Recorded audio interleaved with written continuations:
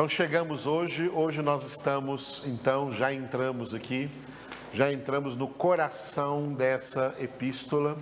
Os dois capítulos mais importantes dessa epístola, todos são importantes, mas os dois capítulos mais importantes aí, o capítulo 8 e o capítulo de número 9. Por isso, em cada um desses capítulos, nós vamos permanecer aqui durante 3 sextas-feiras, né? Então, hoje é a primeira sexta-feira aqui do capítulo de número 8. Esse capítulo de 8 que nós lemos aqui é um tratado completo de vida espiritual. Tanto que esse capítulo número 8 pode ser até considerado por nós como uma sumarização de toda a Bíblia, de toda a Sagrada Escritura. Vamos supor, né? Ainda bem que isso não aconteceu, é só uma suposição. Vamos supor que todos os escritos da Bíblia fossem perdidos, né? No Mar Morto, no Mar de Pedra, no Mar Salgado, seja em que mar que for por aí, né? Se perdessem por aí toda a Escritura e a única coisa que tivesse sido encontrada seria o capítulo 8 de Romanos. Ele já seria suficiente para a nossa salvação. Isso é o que acontece quando há uma sumarização da Escritura, tá? O capítulo 8 de Romanos é um resumo da Bíblia. O que nós estaremos vendo aqui nessas 3 sextas-feiras, começando de hoje, é um resumo da Bíblia Sagrada. Muito importante, então, esse capítulo de número 8 da Epístola de Paulo aos Romanos. Esse capítulo 8, ele está, então, aqui dentro do segmento 2, né, que vai do capítulo 5 até o capítulo 8. Nós passamos pelo segmento 1, que foi do capítulo 1 ao capítulo 4. O título do segmento 1 era, você se lembra aí? Diga aí. Abundou o pecado. Agora o segmento 2, o título é, diga, superabundou a graça. Superabundou a graça. É o que está escrito em Romanos capítulo 5. Onde abundou o pecado, superabundou a graça. Aleluia. Muito bem, nós vimos que este segmento 2, ele tem uma introdução e um desenvolvimento. A introdução, o capítulo 5, o título, diga, graça justificadora. Graça justificadora. Outro nome da obra da salvação é a obra da nossa justificação. Fomos justificados pela graça. O desenvolvimento do segmento 2 vai do capítulo 6 até o capítulo 8. Nós estamos então terminando aqui o segmento 2. Estamos terminando aqui o segmento 2 com o capítulo de número 8. Capítulo de 6 a 8, o título é, diga, Vencendo o Pecado. Vencendo o pecado. Ok? Nós vamos ver, especialmente no capítulo 8, as armas de vitória que Deus nos deu para, na nossa luta contra o pecado, sermos sempre, irmão, sempre, até a nossa morte ou até a vinda de Jesus, a data que vier primeiro, sermos sempre mais que vencedores. Se algum crente for derrotado, é porque foi infiel à palavra e não usou as armas que Deus deu. Porque Deus já nos deu todas as armas, Deus já nos deu todas as condições para sermos nessa luta contra o pecado mais que vencedores. Aleluia. A segunda chave aqui é só desse desenvolvimento. Esse desenvolvimento, portanto, do capítulo 6 ao 8, ele tem 2 partes. A primeira parte, do capítulo 6, versículo 1 ao capítulo 7, versículo 6, diga, oferta da santificação. Oferta da santificação. Uma das armas para vencermos o pecado é oferecer-nos a Deus para ser santos. Oferecer o nosso corpo que antes nós oferecíamos para o pecado, tá? Agora nós oferecemos para Deus, para viver na justiça, na santificação de Deus. É isso que nós já trabalhamos ali, do capítulo 6 para o 7. E a segunda parte desse desenvolvimento, né? Vamos entrar no finalzinho dela hoje, vai do capítulo 7, versículo 7, ao capítulo 8, versículo 39, último versículo do capítulo 8. O título é, diga, pecado inerente. Pecado inerente. Um dos propósitos desse segmento é que nós tomemos consciência da realidade de que o pecado habita em nós, tá? Não adianta querer dizer que não tem pecado em você, porque tem. E por isso, se não tivesse pecado em você, você não precisaria de santificação, porque já seria completamente santo. Então, toma consciência que o pecado habita em você e que você tem que lutar contra ele o tempo todo, tá? Inerente significa lá dentro, no interior, fazendo parte natural da sua alma.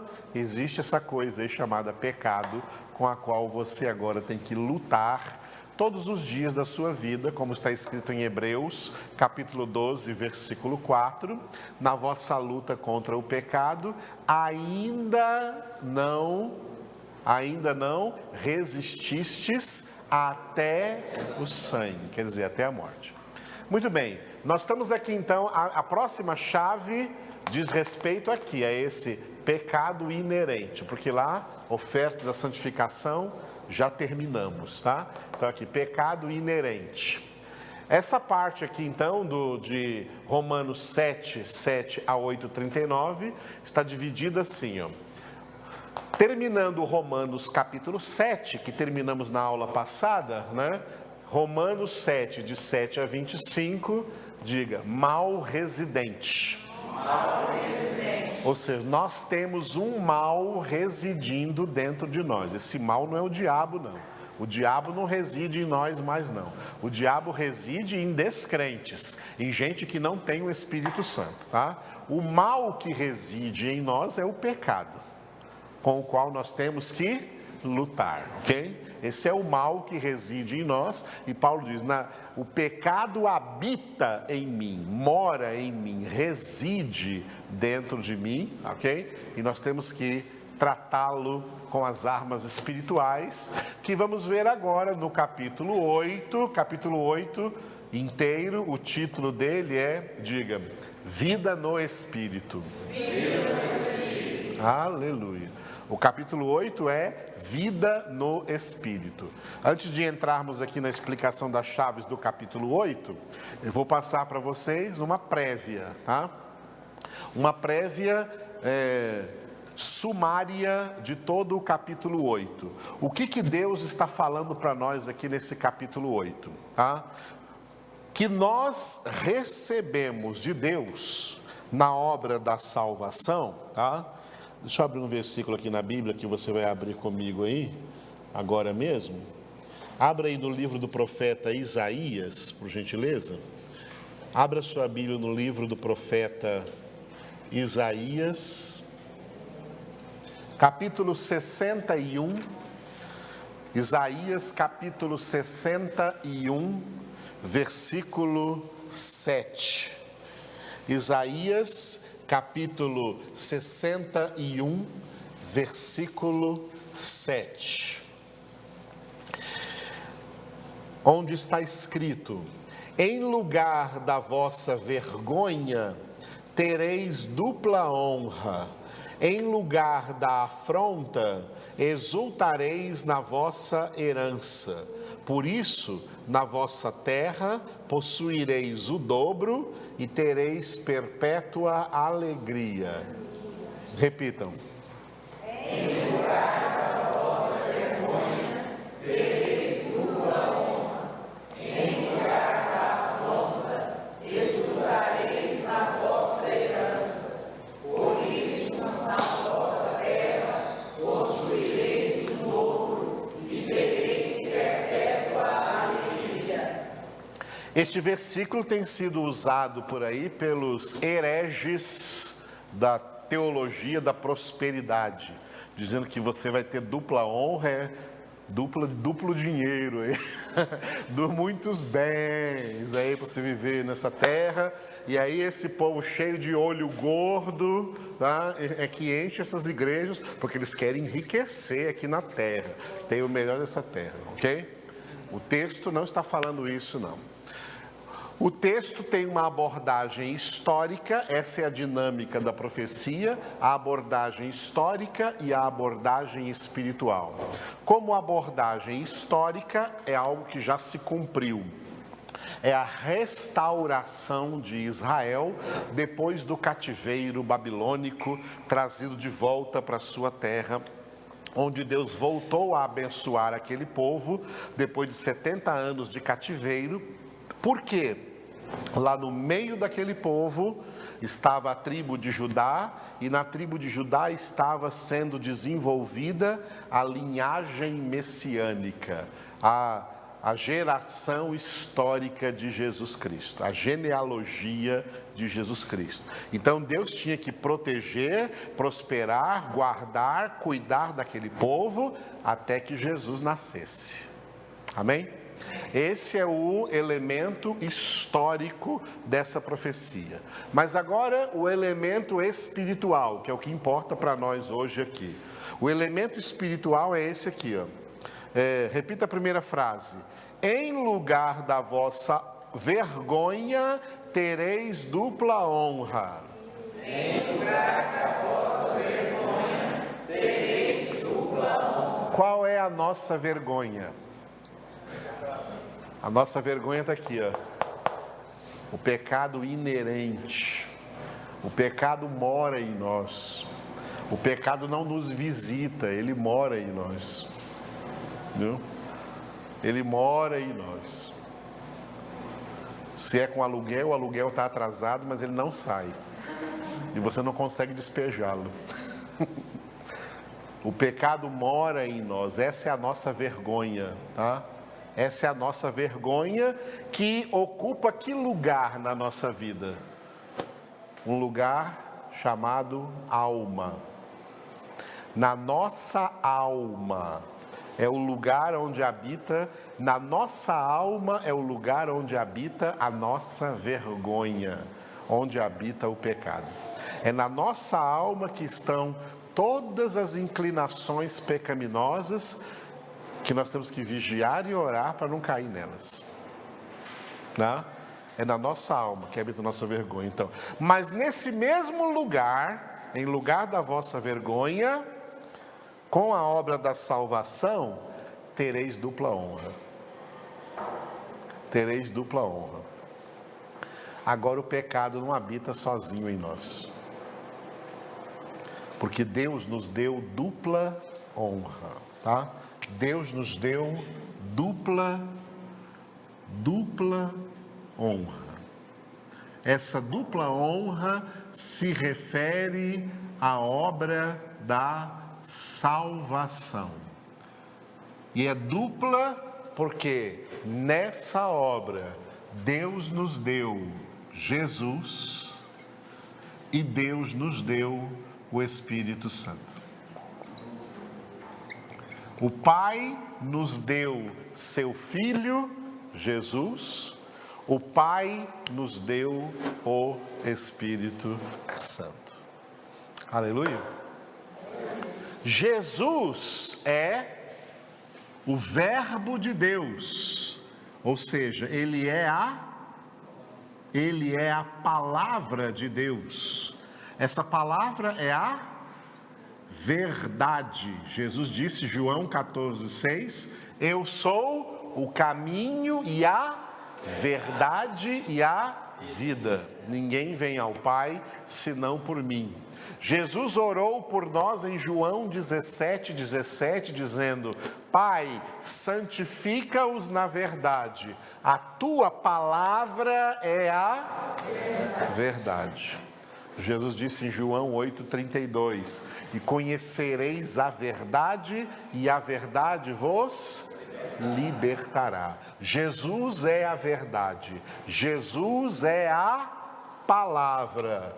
E o ministério do Espírito Santo é, abra na sua Bíblia, João 16, 13. Vamos abrir aí, João 16, 13.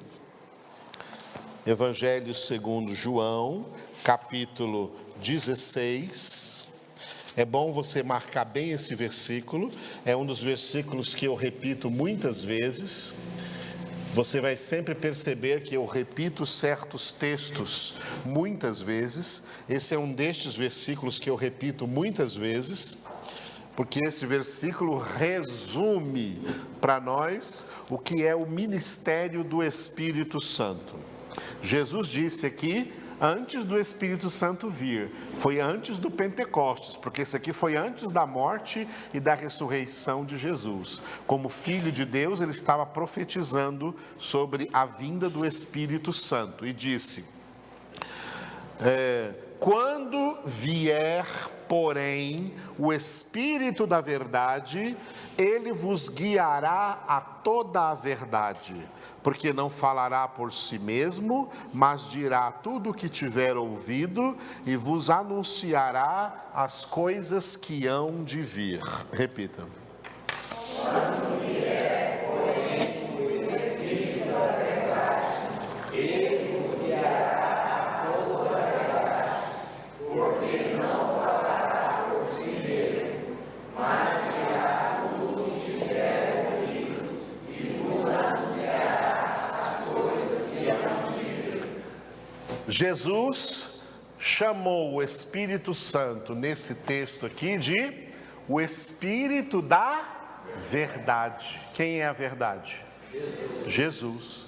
Por isso você vai ver também em Romanos 8, o Espírito Santo ser chamado de o Espírito de Cristo, porque ele é o Espírito da verdade. O mesmo Espírito Santo é o Espírito de Cristo, porque é o Espírito da verdade. E Jesus disse que o ministério do Espírito da verdade, o ministério do Espírito Santo é nos guiar a toda a verdade. O que é nos guiar a toda a verdade? É nos ensinar toda a palavra de Deus e nos fortalecer para praticarmos a palavra de Deus na nossa vida, no dia a dia. Esse é, amados, o ministério do Espírito Santo, ok? Hoje em dia, tá? Quando fala de Espírito Santo, por causa do avivamento pentecostal, os pentecostais ficaram parados no tempo, largaram a palavra e ficaram só com dons e milagres. Fala do Espírito Santo, é só línguas, profecia, curas, milagres. Essas quatro coisas resumem o resultado do pentecostalismo no mundo. Ser pentecostal é acreditar em línguas, profecias, curas e milagres. Línguas, profecias, curas e milagres. Pronto. Pararam por aí. Pararam por aí. Não é só isso não, amados. O principal ministério do Espírito Santo é santificar os crentes. E a santificação desses crentes, tá? Não acontece na manifestação de dons. Os dons do Espírito Santo existem. Nós não podemos negar os dons do Espírito Santo. Eles existem, eles se manifestam, a gente sabe disso, e isso acontece na nossa vida, na minha vida já aconteceu manifestação de todos os dons e acontece até hoje.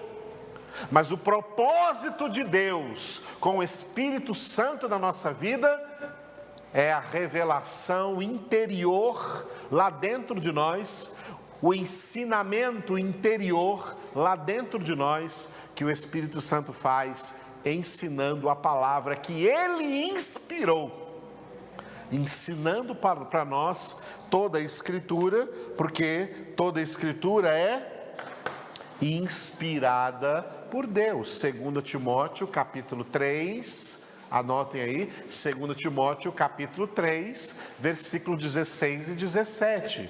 Toda a Escritura é inspirada por Deus e útil para o ensino, para a correção, para a educação na justiça, a fim de que o homem de Deus seja perfeito e perfeitamente habilitado para toda boa obra.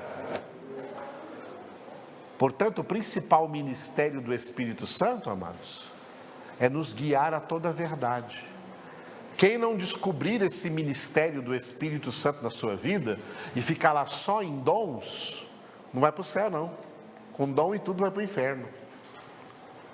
Porque não vai para o céu quem não é, para o céu não vai quem vai para o céu porque fala línguas. Vai para o céu porque tem dom de profecia.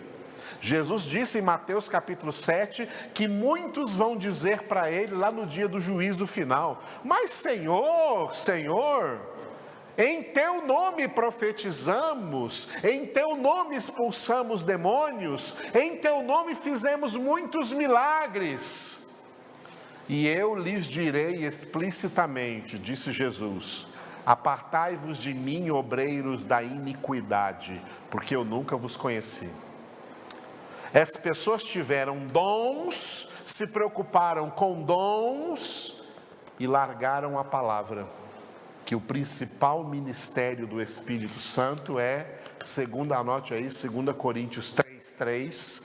2 Coríntios 3:3 é escrever essa palavra de Deus nas nossas almas, nas nossas mentes, para que nós sejamos cartas vivas de Cristo, escritas não com tinta, mas pelo Espírito do Deus vivente, não em tábuas de pedra, como foram escritos os 10 mandamentos do Antigo Testamento, mas em tábuas de carne, isto é, nos corações, isto é, nas almas. A nossa alma, que é a sede da mente, das emoções e da vontade. Por isso que a transformação da nossa vida, como está escrito em Romanos 12:2, está na renovação da nossa mente. A nossa mente é renovada quando o Espírito Santo escreve a palavra da verdade, a palavra de Deus na nossa mente. Esse é o ministério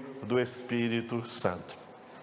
Por isso, no mesmo lugar da nossa vergonha, Deus nos deu dupla honra. Nos deu Jesus e nos deu o Espírito Santo. O que nós vamos ver aqui em Romanos 8 o tempo todo é o Espírito Santo e Jesus, o Verbo de Deus, Jesus e o Espírito Santo agindo o tempo todo na nossa vida para nos dar vitória sobre o nosso pecado. Aleluia. E aí no versículo 14 de Romanos 8, vai estar escrito assim, né? Romanos 8:14, complementando aqui, ó, Romanos 8:14, estará escrito que todos quantos são guiados pelo Espírito de Deus, são filhos de Deus. Os filhos de Deus são aqueles, portanto, que são guiados pelo Espírito de Deus a toda a verdade, a conhecer a Escritura, a entender a Escritura e a viver a Escritura. Então, o Espírito Santo nos guia a, diga aí comigo, 3 coisas, tá? O Espírito Santo nos guia a, diga aí, conhecer as Escrituras, entender as Escrituras, viver as Escrituras. Então, uma pessoa guiada pelo Espírito Santo é uma pessoa que conhece as Escrituras, entende as Escrituras e vive as Escrituras. É isso que Deus quer na nossa vida. É por isso que fomos resgatados para ser salvos em Cristo Jesus. Amém? Agora podemos entrar aqui então, ó. A divisão do capítulo 8. A divisão do capítulo 8. Eu resumi para vocês, tudo que vai ser falado no capítulo 8 se resume nessa dupla honra. Isso é o resumo da vida no Espírito. Agora vamos ver detalhe por detalhe, tá? Esse capítulo 8 está dividido em duas partes.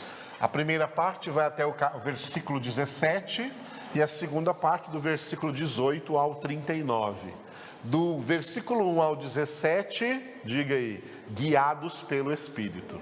Guiados pelo Espírito. O que eu já adiantei para vocês lá no João 16, 13 e no Romanos 8, 14, tá? O Espírito da verdade vos guiará a toda a verdade, e todos que são guiados pelo Espírito de Deus são filhos de Deus. Então, guiados pelo Espírito é o que nós vamos tentar terminar hoje, viu? Tem muito conteúdo ali,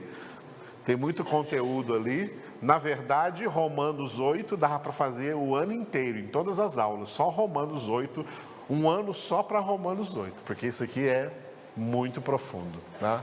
Muito profundo. Então vamos ver. E, né, a partir da semana que vem, nós vamos ver aqui a segunda parte, do 18 ao 39, que é uma pergunta. Repita: quem nos separará? Quem nos separará? Aleluia. Muito bem. Então vamos ver aqui, nesses 17 primeiros versículos, né, a subdivisão desses primeiros 17 versículos. De 1 a 11, vai estar explícito o combate entre, diga, espírito contra carne. As duas naturezas combatendo dentro de nós. E depois, de 12 a 17, diga, filhos de Deus. Filhos de Deus. Por quê? Essa é uma realidade para todos os quantos foram feitos filhos de Deus pela obra da salvação. Pela obra da salvação, nós recebemos de Deus, então, o direito de sermos feitos filhos de Deus. Amém? Fomos feitos filhos de Deus aí pela obra da salvação. Os filhos de Deus são diferentes dos não convertidos, porque os não convertidos não são filhos de Deus, viu, irmãos? A pessoa não convertida não é filha de Deus, tá? A pessoa não convertida não é filho de Deus. Não é filho de Deus. Você pode falar, mas a pessoa tão boa, com a bondade todinha que ela teve, vai para o inferno. Entendeu? Pode ser boa o tanto que você achar que ela é boa, vai para o inferno com a bondade dela toda. Porque essa bondade não presta para nada. Essa bondade aí é natural e não espiritual. E o que é natural é da carne. E Jesus disse, o que nasceu da carne é carne. O que nasceu do Espírito é Espírito. Filhos de Deus são nascidos do Espírito. Filhos de Deus são nascidos de novo. Filhos de Deus são convertidos. Os não convertidos, eles não têm essa luta aqui dentro deles. Espírito contra a carne. Porque eles não têm espírito, eles só têm carne. Então, a carne não luta contra a carne. A carne não luta contra a carne. O não convertido só tem carne, tá? Só tem a carne, ok? A palavra carne aqui representa... A carne aqui representa a natureza adâmica. Carne representa a natureza adâmica. E espírito aqui representa a natureza de Cristo. Espírito é a natureza de Cristo que nós recebemos a partir da nossa conversão, tá? Quem não tem Cristo, quem não é convertido a Cristo, só tem natureza adâmica. E a natureza adâmica não luta contra si mesma. Então, quem não é filho de Deus, tá? não tem a natureza de Cristo. Só tem a natureza adâmica e tudo que ele quer é o quê? Tudo que ele quer é a mesma coisa que a carne quer. Então essas pessoas estão aí no mundão, achando muito bom viver no mundo. Não pense que elas estão infelizes no mundo, elas estão muito felizes, tá? Estão muito felizes, elas se sentem livres para fazer o que quiser. Elas até pregam por aí que são livres, ficam por aí declarando: eu faço isso porque eu sou livre, porque eu tenho livre arbítrio, porque eu sou dono da minha vida, porque eu sou dono do meu nariz, eu sou dono do meu corpo, ninguém se intromete com a vida é minha, eu faço dela o que eu quiser. E assim ela está indo para o inferno junto com todo mundo, tá? Junto com todo mundo, porque essas pessoas só têm a natureza adâmica, essa natureza decaída, essa natureza da carne. Os filhos de Deus receberam uma grande mudança nas suas vidas, porque eles receberam uma nova natureza, uma natureza espiritual. O espírito ali representa a natureza espiritual, tá? A natureza de Cristo em nós. E agora a natureza de Cristo em nós e a natureza da carne adâmica que não foi tirada de nós. O que foi tirado de nós foi a condenação. Nós vamos ver logo no primeiro versículo do capítulo 8, que nenhuma condenação há para os que estão em Cristo Jesus. Pela graça justificadora, no aspecto judicial da obra da salvação, Ele tirou de nós a condenação, mas não tirou de nós a natureza adâmica, porque ela está muito grudada na nossa alma, e se tirar, mata a alma. Se matar a alma, a gente para de existir.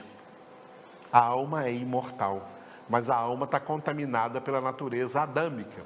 Então a única saída é na obra da salvação, a santificação. O segundo nível da obra, que é a santificação, mediante a qual essa alma contaminada pela natureza adâmica será santificada nessa luta do espírito contra a carne, da nova natureza, a luta da nova natureza em Cristo contra a velha natureza adâmica que está em nós. Vamos ler alguns textos. Começa com Gálatas. Abre aí na sua Bíblia rapidamente. Gálatas capítulo 5, para vermos isso também em outra epístola. Gálatas capítulo 5, nós vamos ler juntos o capítulo 5, 2 versículos, 16 e 17. Gálatas 5, 16 e 17. Gálatas 5, 16 e 17. Amém? Todos encontraram? Ou não? Então vamos ler juntos. Digo, porém, andai no Espírito, e jamais satisfareis a concupiscência da carne. Porque a carne milita contra o Espírito, e o Espírito contra a carne, porque são opostos entre si, para que não façais o que porventura seja do vosso querer. Estão vendo aí? A carne milita contra o Espírito, e o Espírito milita contra a carne. São duas naturezas, aqui ó, opostas, duas naturezas diametralmente opostas. A obra da santificação consiste no fato de fortalecer a nova natureza em Cristo e enfraquecer cada vez mais a velha natureza adâmica da carne, para que o Espírito vença a carne e não permitir jamais que a carne vença o Espírito. Se você permitir que a carne vença o espírito, você